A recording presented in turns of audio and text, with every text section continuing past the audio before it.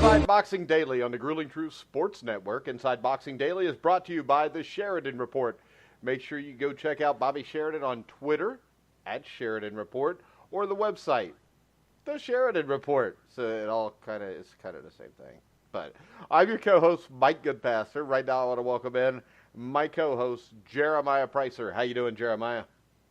I'm doing really damn well. Let's talk some boxing, Mike. Well, and first off, I'd like to apologize to everybody because we're about 6 minutes late because we were supposed to have Martirosyan on the show tonight to talk about his grievances with Don King. Something came up at the last minute, so hopefully we will have Martirosyan on tomorrow night. Tonight, our topics are going to be, is there anybody out there that can beat Vasyl Lomachenko? Marcos Maidana's comeback, signed a huge deal with the PBC. PBC looks like they're bringing back an old, you probably don't remember this, but there used to be like something called the Legends Tour where like there was a rematch with Bone Crusher Smith and Larry Holmes, and I think Mike Weaver fought Larry Holmes, and Greg Page, Tim Witherspoon too. Like we didn't see enough the first time those fat asses fought. But it looks like they're trying to bring that back right now. And then, of course, on this day, Buster Douglas versus Mike Tyson. We'll talk about all those topics and possibly more tonight on Inside Boxing Daily. We're going to start off with Vasyl Lomachenko, which we all know that, Jeremiah's got a little crush on Vasyl. But didn't look that great against Pedraza. Had trouble with Linares, which Linares is a good fighter. But now you got guys like Gervonta Davis who are coming up. You got Richard Commey. Is there anybody here that you think can beat Lomachenko? Well, I wouldn't go as far as saying beat him, but I think... God, you're such a homer. It's like talking to freaking Steve Risley about Indiana basketball. Go ahead. Okay. Now, I'd probably... Listen, we go... Realistically, I mean, Mikey Garcia is pretty much the only guy I think who has an opportunity unless Lomachenko goes chasing trinkets at 140 pounds. But no, I mean, Davis is a big guy and he's explosive, whatnot. But, for me, he's still got a lot to prove. I mean, he looked great against Pedraza. I mean, he obviously flattened him quicker. Got rid of him in an emphatic fashion, and I did a better job than Lomachenko did. But for me, it's still about, that's pretty much what Gervonta Davis's resume rests upon. And we're talking about, what was that, 3-4 years ago or something? I mean, he became a trinket holder 3-4 years ago and then lost it on the scales once and then came back. And again, I think he's an explosive guy, but we talk about this at length, Mike, and in every single show that we do, it seems like that a guy just has to be put through his paces a bit more. I mean, I haven't seen Gervonta Davis get hit cleanly that much. I don't know what his heart's like. I don't really know what his chin is like. But I do like the inborn ability that he does have. Again, he's got quick hands. He seems to have good size. He can punch, obviously. I mean, his southpaw stance gives a lot of guys trouble. I'm just not convinced that he has the nuance to beat a guy like Vasyl Lomachenko. And I've mentioned this before. Lomachenko, to me, reminds me of kind of like a Willie Pep kind of guy. Come on, I'm not Willie Pep. Okay, you're taking this too far That's without like, even. That's like owning a normal collie and trying to say he reminds me of Lassie. Yes, it is. No, it's not. No, you're reading something in that I'm not even saying. What I'm saying I know, is you're going to say style-wise, right? No, I'm not. I'm saying in terms of physicality, to me, Willie Pep was pretty much a physical featherweight for his entire life. Lomachenko, to me, seems like he should stay down there where, his body type is just kind of fit to 126, and anything above that, they just kind of seem like they're outdone physically.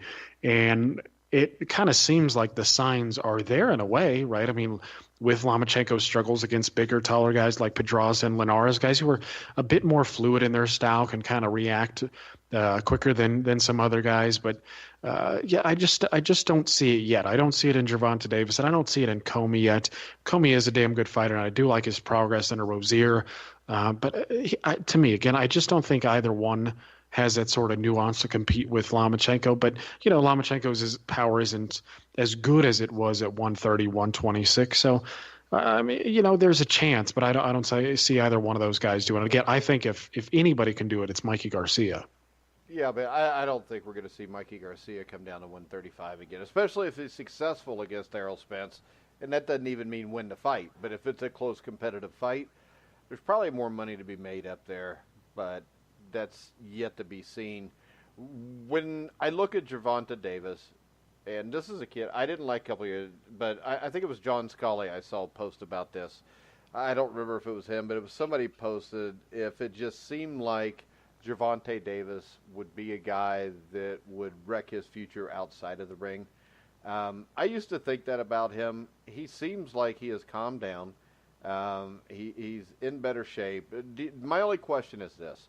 I think with Gervonta Davis, I don't think with Floyd Mayweather running his career, and if you saw Mayweather on Saturday night when they asked about, matching Tank Davis with Vasyl Lomachenko, he didn't seem like he wanted any part of that. So it wouldn't surprise me if he's going to treat Gervonta Davis the same way he treated his own career and just match him safely. And maybe in a couple of years, Lomachenko gets a little bit older. He's young enough, Davis is, that you could wait a couple of years here and maybe catch Lomachenko when he starts to do a slide. Yeah, no, I agree. I mean, I think Davis is 24 years old already. I mean, so he's a young guy. I mean, Lomachenko's already on the plus side of 30. So, and he's had a lot of fights. Yeah, exactly. I mean, he's been in way tougher so far. So again, and Lomachenko struggles at 135. Very well may be the first signs of slippage. I mean, a lot of people don't like to admit it, and and we think that science and whatnot will keep somebody held up for longer nowadays. Everybody's body is different, So Lomachenko was very good in the amateurs. He didn't take a lot of punishment, but again, little guys have a tendency to fade quicker. And you just don't really know there. But I think you're right. Gervonta Davis has been he's been pretty hesitant to bring up Lomachenko even on social media, and a lot of these guys pretty cocky about the whole thing. My fear is just whether or not Davis's career is moved properly under Floyd Mayweather, not even in terms of just getting Lomachenko, but in terms of just getting the biggest fights. I mean, again, he was a trinket holder, 3-4 years ago? I mean, and really – the only guy he's really beaten is Pedraza. I mean, that's about the only top 10 guy I think he's dealt with. So I don't think you'll see him. I don't even think you'll see him fight a guy like Burchelt or Tevin Farmer.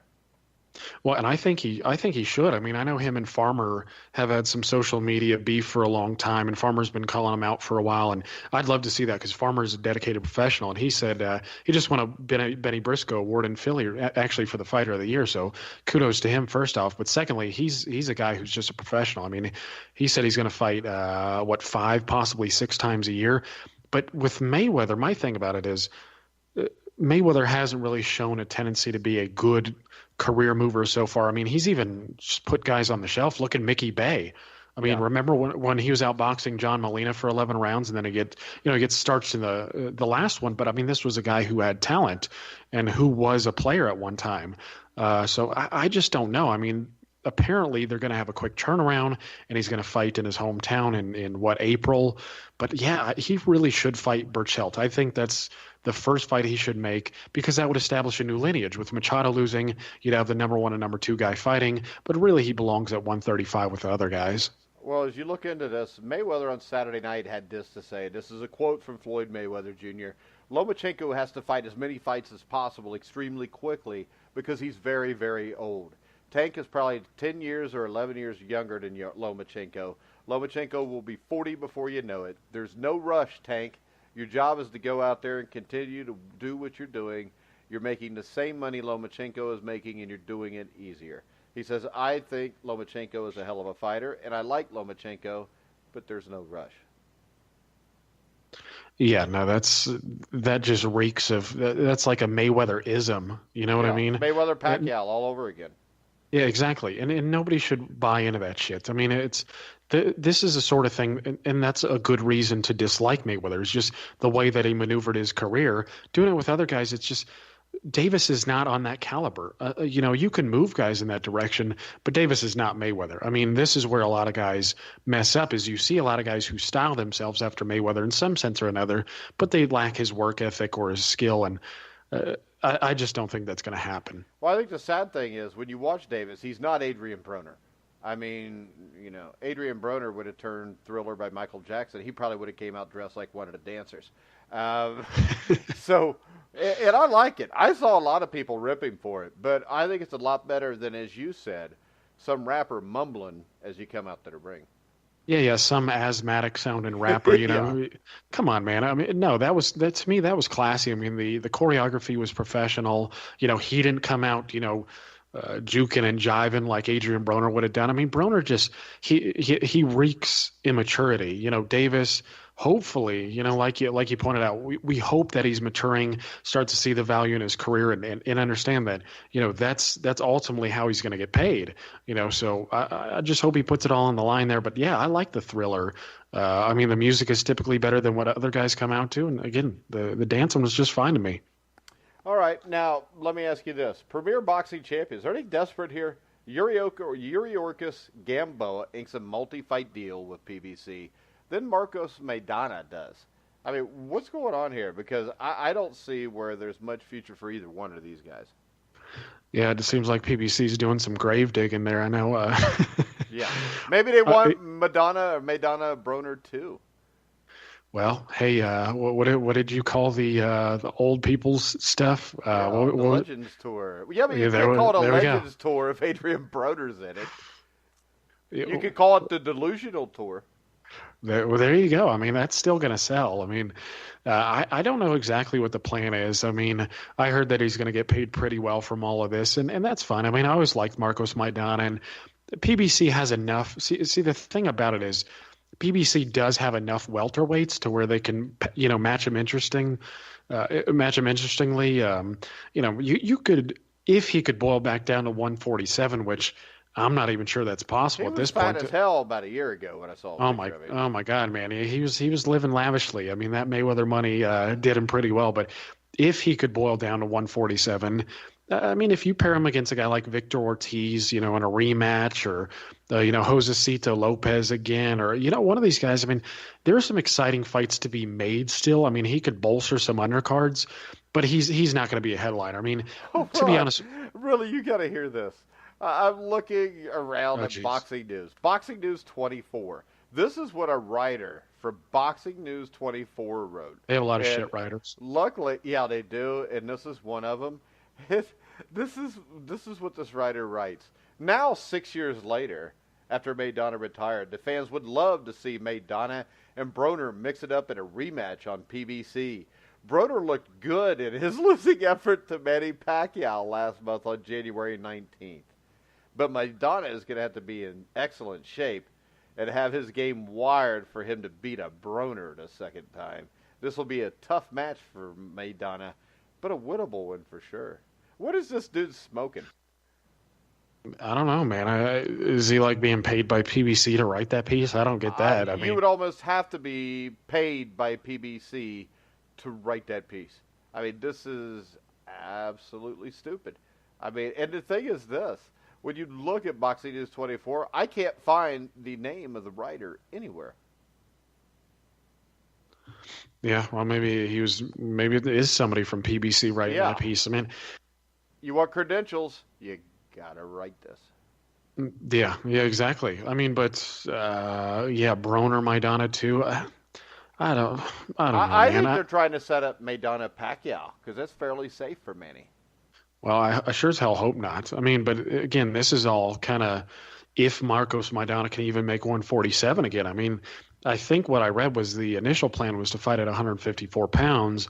So again, I'm not sure if he can even get that low, but maybe he can. But it's even hard to tell if he can come back and fight at the level that he used to be at. Yeah, I mean, it's just hard to say. Well, I mean, and maybe he could fight Deontay Wilder because I'd give him a chance because I give everybody a chance against Deontay Wilder. Can we do Chris Areola? I actually think that would be kind of fun. That would be funny.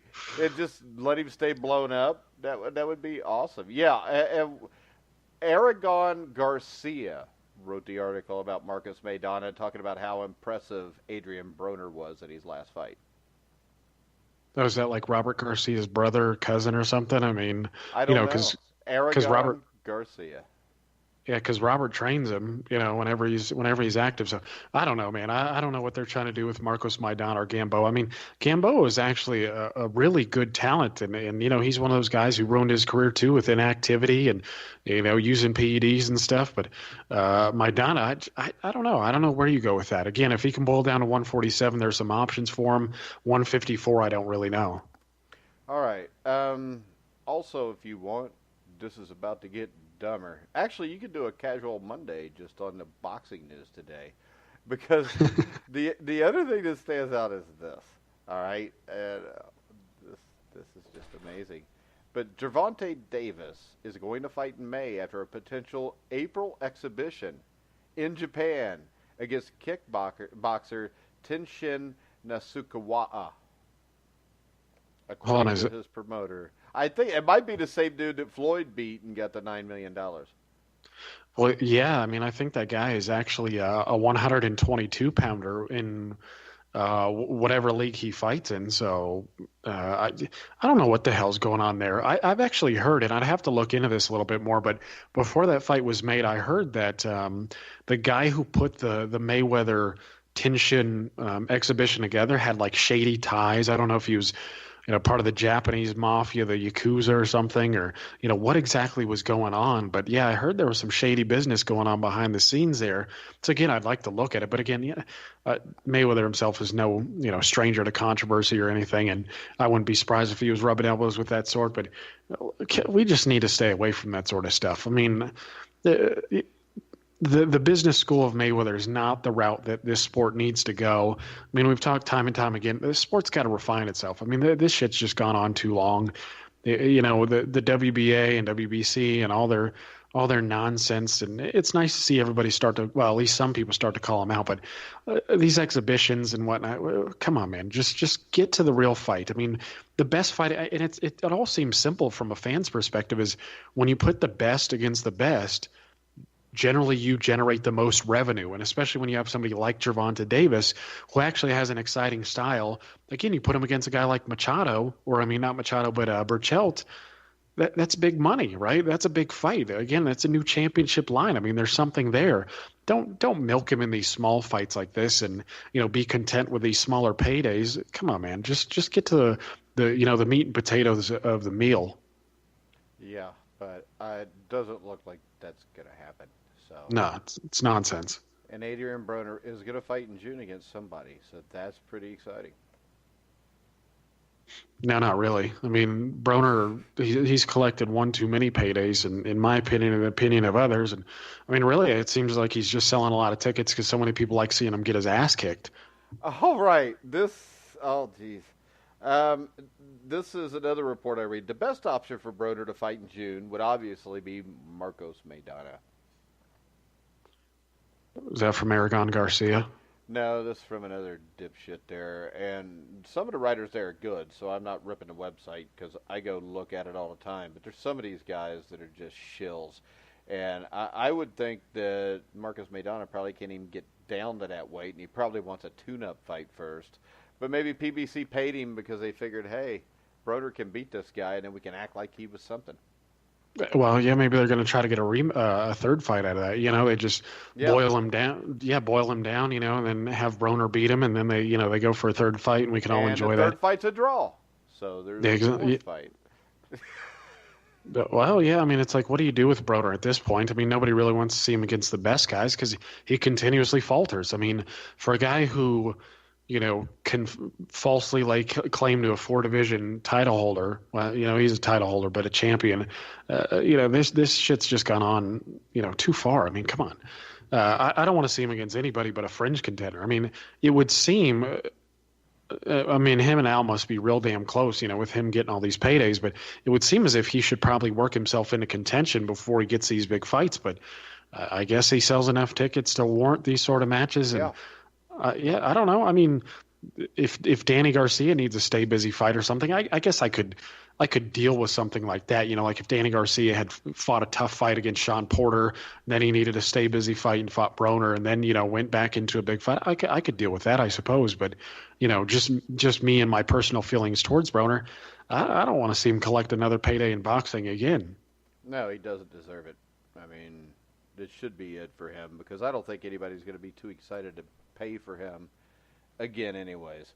All right, on this day in boxing history, February the 11th, 1990, in Tokyo, Japan, Buster Douglas stops Mike Tyson in the 10th round as a 42-1 underdog.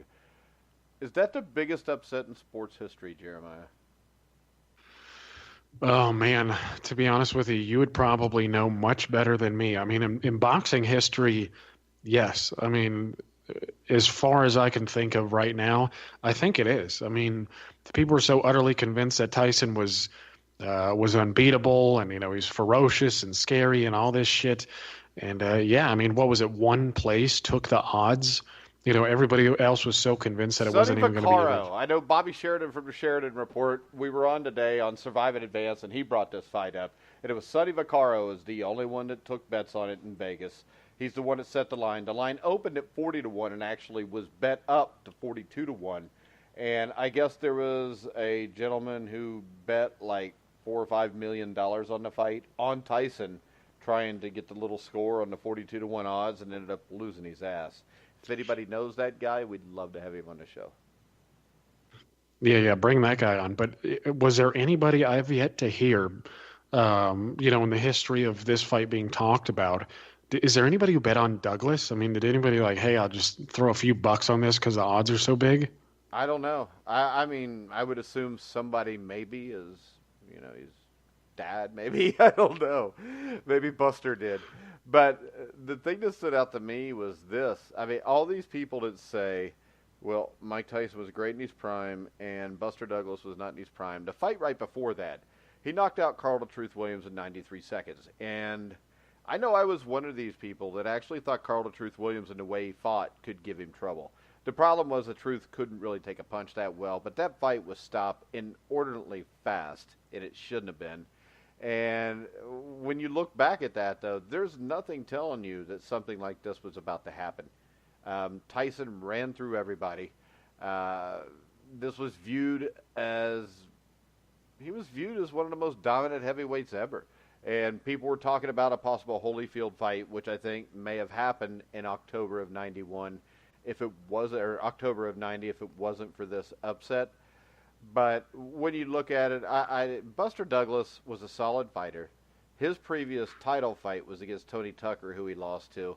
I think he looked pretty good on the undercard of Tyson and Spanks. I think, if I remember right, I think he fought Mike Williams. And Mike Williams was actually in Rocky V with Tommy Morrison. He was Union Kane. And he looked like a fighter. But, it's the old saying in the NFL parlance, looks like Tarzan, plays like Jane, which was Mike Williams. But he knocked out Mike Williams. I think it was in the 7th round on the undercard that Tyson Spanks won. It was the same card where Carl the Truth Williams actually got his title shot because he beat Trevor Berbick in a title eliminator, which is great for all of us because nobody wanted to see Tyson Berbick too, including probably Trevor Berbick, after the first fight when it seemed like he got knocked down 27 times by that one punch. Well, it did. I mean, he gets up, he falls back down, he gets up, he falls back down. His legs are twitching. They should have let it go on. But the thing is, I remember watching this fight, and I went and I watched it just out of the hope that I would watch Mike Tyson lose because I was one of these people that thought that he wasn't as great as they said. I was a huge Holyfield fan. I wanted him to fight Holyfield because I knew with the heart that Holyfield had, Tyson would never be able to beat him. And I think that was proven almost a decade later, 7 years later, or 6 years later, when Holyfield dominated him. Holyfield was older than Tyson, and most people at that time, Tyson kind of Floyd Mayweathered it, waited and fought Holyfield when he looked like he was shot. But I think the great thing about this fight that stood out to me watching it live was the fact that there's 30 or 40,000 people in the Tokyo Dome, and there was hardly any crowd noise the entire fight. And I know that you've probably watched this fight, and doesn't that seem a little weird to you? Because if you're doing this fight in the States, everybody's losing their shit because Mike Tyson's getting beat.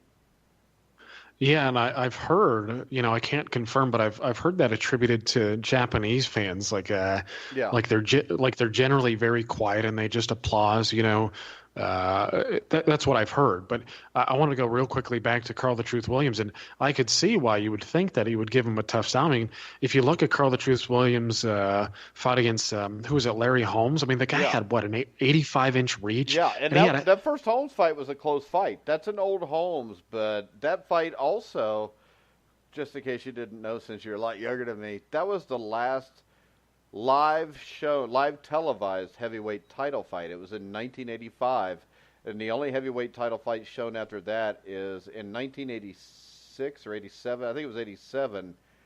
ABC actually ran replays of Cooney Spinks and Thomas against Tyson on the same show, but that was the last live heavyweight title fight broadcast on network television. Well, holy shit, because that's the year I was born. So, I mean, that's been a long... If you want... I was a high school sophomore, Jeremiah.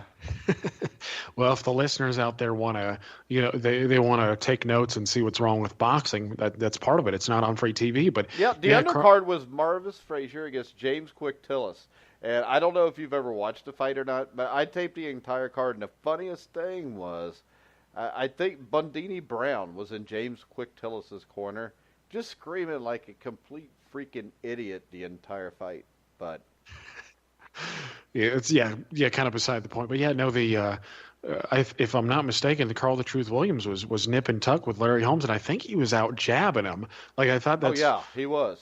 From what I remember. So you kind of look at Mike Tyson's history up to the Carl Truth Williams fight, and you're like, oh well, guys who can jab can give him some issues. And yeah, unfortunately, it didn't turn out that way. But it didn't turn out that way in that fight, but it obviously did in the James Buster Douglas fight. That was one of the things that I found most prominent in the fight was not just the lack of crowd noise, but Douglas's jab. I mean, that was the thing. Thing was working like a piston, man. And before he landed the combination that knocked him out, I think he threw a consecutive 6 jabs or something before he unleashed that uppercut. And if I'm not mistaken, who was the guy who was commentating on the fight? Wasn't it Bob Sheridan or something? Who was it? Actually, Tyson Douglas was on HBO, but since it was a Don King production, you could find Bob Sheridan call almost every major fight that Don King had to think. I think it was shown overseas, the Bob Sheridan version. So the HBO version was shown over here, but you could find a Bob Sheridan call of Ali Spinks. I mean, Bob Sheridan called almost every fight as a secondary call. Yeah, no, I just thought that was funny. There was kind of the same name there, but no, Sheridan. I haven't actually ever watched the HBO version. I've only seen the one with Sheridan, and you can tell just from the atmosphere that he's creating as he's commentating. I mean, he basically tells you that without saying that directly, that Douglas is there to lose. I mean, Tyson's just there to win. I mean, even when Douglas is piling up points and winning round after round, Sheridan still gives the person watching the impression that, well, it's just a matter of time. Tyson's going to get him, and then when he finally knocks him down, you get the sense that, okay, well the fight's about to be over. You also get that because Bob Sheridan was bought and paid for, and always has been, the Colonel Bob Sheridan, by Don King. So if you watch the HBO version, about the 4th round, it starts to dawn on them what they're starting to see. And you can get the HBO version on YouTube, or I can send it to you. I got it on a DVD because I taped it when it happened. But yeah, I mean, they can kind of pick up what's going on by the time you get to 4th or 5th round. And of course, as always, the official scorecards did not show you what happened in the fight. Yeah, typical, right? I'm sure those were partly bought and paid for as well. But no, I mean, Douglas not Don King. Come on, Don King would never do that. No, he's a stand-up guy, and anybody who says anything bad about him, I have issues with you. Okay, I know Don personally; he's a good guy. Never been involved in any controversy. He just, good guy. I mean, did you see the video on the New York Post of Mike Tyson smoking a huge joint at the weed festival? Yeah, dude, I don't know what that's about. I'm not really interested in all that stuff. But what is he getting involved in? Dude, he's just a weird dude.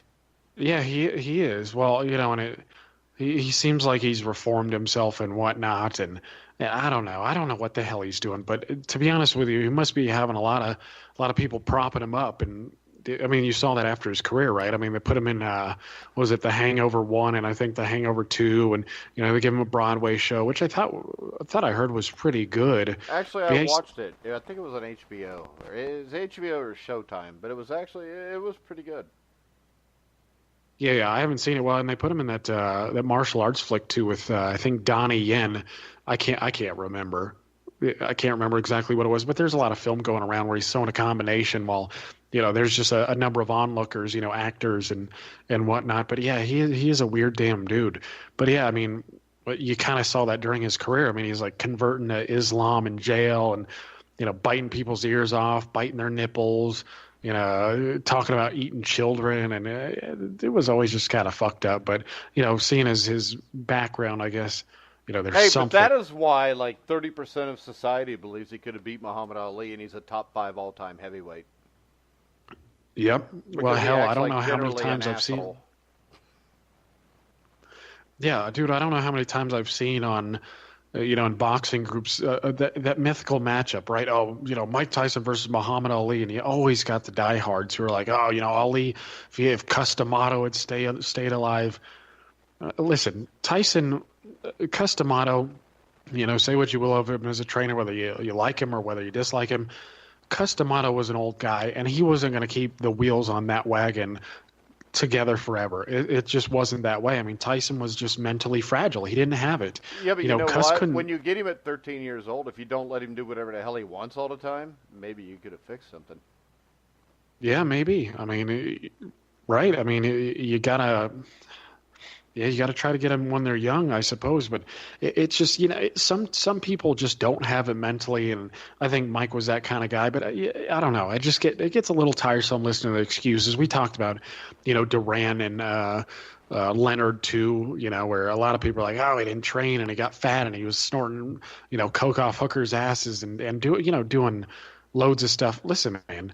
It's your responsibility to be a fighter, whether or not if you're giving it up in between fights, that's on you. Okay, I mean, Tyson can't get continuous passes because of this That's what stuff. separates all-time greats from guys that just should have been. Exactly, that's what separates Tyson from Muhammad Ali. I mean, That's what Ali separates Tyson again. from Holyfield, Tyson from Lewis.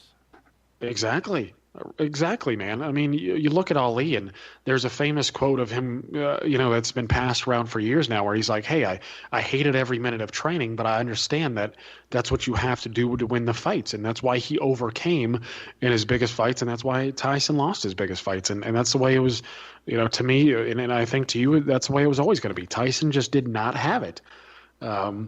But yeah, and it was good of Buster Douglas to expose that. I mean, unfortunately, Douglas didn't have it all there mentally either because he let himself go in the his first title defense against Evander Holyfield and In got. Douglas's defense, though, he was always like that, except for right before I mean, they're basically the prime for Buster Douglas is probably February 1989 to February of 1990. He beats Trevor Berbick. He beats Oliver McCall. Those are 2 good wins.